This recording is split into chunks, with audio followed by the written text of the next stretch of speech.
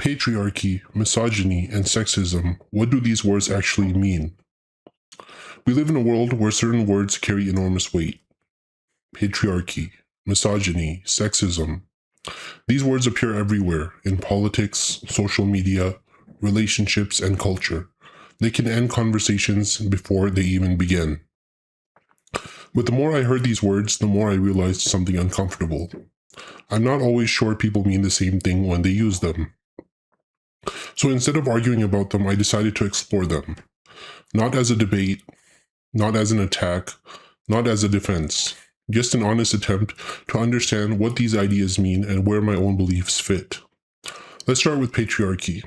When many people hear the word patriarchy, they think of a society where men hold authority over women. Men lead, men rule, men have the final say. Historically, that's often what patriarchy meant. But today the word is used in many different ways. Sometimes it refers to social structures, sometimes to cultural expectations, sometimes to subtle forms of influence. Sometimes it seems to mean almost anything connected to traditional gender norms. And that's where I began asking myself a question. Am I patriarchal? Am I patriarchal? At first, I thought the answer might be yes. After all, I believe men and women are different. I like masculinity. I like femininity. I like a world where those differences are visible. I generally prefer a family structure where a husband takes primary responsibility for providing, and a wife takes primary responsibility for nurturing the home and raising children. That sounds traditional, but when I kept questioning myself, things became more complicated. Do I think women should have fewer rights? No. Do I think women should have fewer educational opportunities? No. Do I think women should be prevented from pursuing ambitious careers? No. Do I think husbands should have final authority over their wives? No.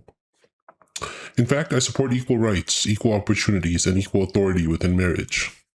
So maybe what I value isn't patriarchy, maybe it's something else. Which brings me to sexism. The word sexism is surprisingly difficult to define. Some people use it to mean believing one sex is inferior to the other. Others use it to mean treating men and women differently at all. Under that second definition, almost anyone who believes men and women have different strengths, tendencies, or responsibilities could be called sexist. I do believe men and women are different. Not absolutely different, not categorically different. There's enormous overlap, but I also think there are meaningful average differences. Men and women often gravitate towards different interests, different social roles, different ways of expressing themselves. The scientific literature generally supports the idea that men and women are more similar than different overall, while still exhibiting real average differences in certain traits and preferences. But science can only take us so far. Science can tell us what differences exist. Science cannot tell us what kind of world we should prefer. And that leads to something I discovered about myself. Even if two family structures produce equally good outcomes, I still find myself drawn towards a more traditional arrangement. Not because I think alternatives are immoral, not because I think women are incapable, not because I think men should dominate, but because I find gender complementarity meaningful. I find it beautiful. I like the idea that masculinity and femininity contribute different strengths to a family. Now maybe that's wrong. Maybe it's right, but it is different from believing women are inferior, and that's where misogyny enters the conversation. Misogyny is perhaps the easiest term of the three. To me, misogyny implies hostility, contempt, resentment, or hatred toward women. A misogynist doesn't simply believe men and women are different. A misogynist devalues women. And when I examined my own views, I couldn't honestly find that. I don't resent women. I don't think women are less intelligent. I don't think women deserve fewer rights. I don't think women should be excluded from leadership. What I found instead was a preference for complementarity, and that realization surprised me, because I had spent years assuming that traditional gender preferences automatically placed me into one ideological category. But reality is more complicated. You can't believe men and women are different without believing one is superior. You can support equal rights while still preferring traditional roles. You can admire masculinity and femininity without wanting either sex to dominate the other. Whether those beliefs are ultimately correct is open to belief, but understanding what we actually believe matters more than attaching labels to ourselves. So where have I landed?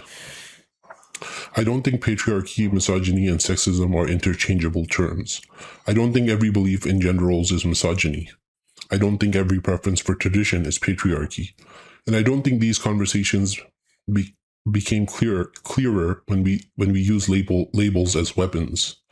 My goal isn't to convince you, my goal is to understand, and perhaps to encourage a little more precision when we talk about some of the most emotionally charged topics in modern culture. Because before we decide whether an idea is good or bad, we should probably make sure we understand what it means. And maybe that's the real lesson I've learned from this exploration.